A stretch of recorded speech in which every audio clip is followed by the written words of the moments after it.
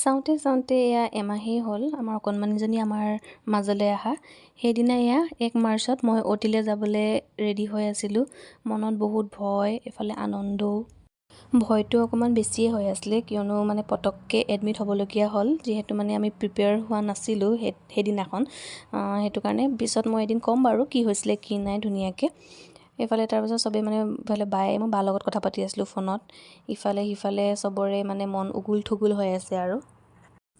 তাৰ মাজতে কাজিন কিজনী অকণমান ধেমালিও কৰি আছে, মনটো মানে অকণমান পাতলাই আছে আৰু সেইটোকে আপোনালোকক সেই ক্লিপছটো ইয়াত এড কৰি দিছোঁ। ককা কেনেকুৱা লাগিছে? পুতেকৰ এতিয়া পুতেক হ'ব নে নাতিনীয়েক হ'ব আৰু এতিয়া ভাল লাগিছে চাগে? আইতা ভাল লাগিছে, ডাঙৰ আইতা ভাল লাগিছে, ভাল লাগিবই আৰু। আমাৰ ছেকেণ্ড জেনেৰেশ্যনৰ যেতিয়া এটা খাপ আগবাঢ়িছে, বাকীকেইটা আমিতো বৰলা হৈয়ে আছো। কেনেকুৱা লাগিছে বাপেক? বাপেকৰ মুখখন শুকাই গৈছে, বাপেকৰ মুখখন শুকাই গৈছে। ৰাতিটো শুবলৈ এদিন কেঁচুৱা নাহোঁতে ৰাতিটো নুশুলেই এনেকুৱা অৱস্থা। এতিয়াতো ৰ'জ এনেকাই হ'ব, ৰাতি শুবলৈ নাপাব,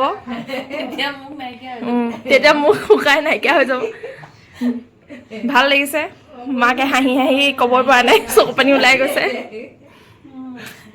আপাদেউ ভাল ভাল ভাল কেনেকুৱা লাগিছে আপাদেউ হ'বলৈ পাই অনুভৱ? প্ৰথম আপা হ'ম আৰু ভাল লাগিবই, অনুভূতিবিলাক সুকীয়া।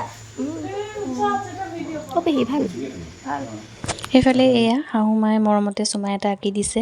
তাৰপাছত বহুত দেৰি চকু পানী ৰখালোঁ, কিন্তু লাষ্টত এয়া মাহঁতি সেইদিনাখন আহি পাইছিলেহি ৰাতিপুৱা। আৰু মাক দেখি যোৱাৰ লগে লগে ৰখাই থোৱা চকু পানীখিনি ওলাই গ'ল, যিহেতু মাকক দেখাৰ লগে লগেতো কোনো নিজৰ মানে দুখটো ধৰি ৰাখিব নোৱাৰে ন, সেয়া আৰু। এইফালে চকু পানীও ওলাই গ'ল, এইফালে ভয়, ইফালে ফূৰ্তি আনন্দ চব মানে ইম'শ্যন মিক্স হৈ পেলাই চকু পানীৰ সৈতে ওলাই আহিছে আৰু। এইফালে এয়া মোক কেবিনৰ পৰা অ'টিলৈ লৈ গৈ আছে। এইটো সময়ত আৰু বেছি মানে ভয় লাগি গৈ আছে মোৰ।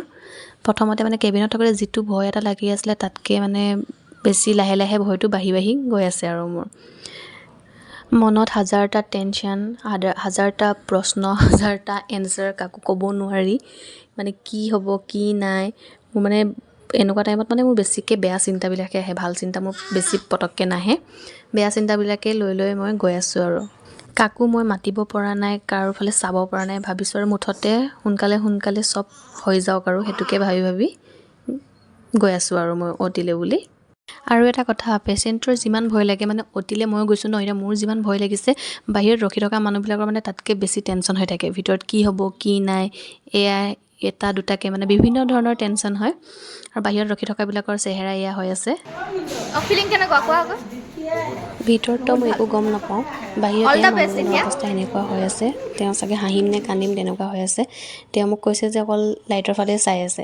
আৰু এইফালে দেখিছেনে ল'ৰা আৰু ছোৱালী আছে, বেবী গাৰ্ল আৰু বেবী বয়। যদি গাৰ্ল হয় মানে ছোৱালীজনী জ্বলে, আৰু যদি বয় হয় ল'ৰাটো জ্বলে। আৰু এইফালে মোক তাৰপিছত ক'লে যে ছোৱালী হৈছে বুলি তাহাঁতক দেখাইছেগৈ। মইতো ভিতৰত একো গম নাপাওঁ আৰু।